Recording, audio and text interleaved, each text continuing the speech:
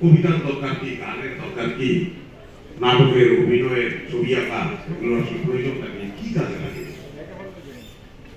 আমি কথাটা প্রায় বলি।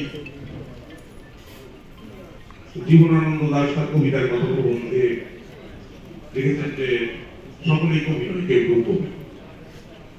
তো শিল্পের সকল মাধ্যমে আসলে সকলেই অভিনেতা নয়, সকলেই চিত্রশিল্পী হয়।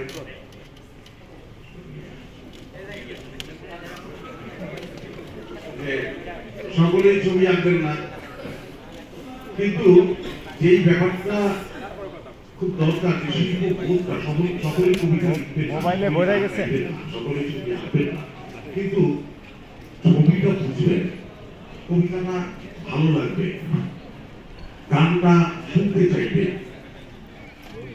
অর্থাৎ শিল্প বোধ সম্পূর্ণ মানুষ সমাজের দরকার।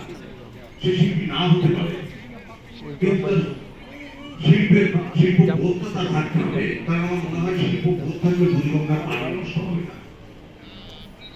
তো শিল্পের প্রয়োজনীয়তা যে এই জায়গায়, আমি যদি শিল্প বোধ সম্পন্ন মানুষ তৈরি করতে পারি, তাহলে বুড়িগঙ্গার পানি নষ্ট হবে না। আর শিল্প বোধ সম্পন্ন মানুষ তৈরি করতে না পারলে আমরা ব্রিজের দর খুলে নিয়ে যাবো।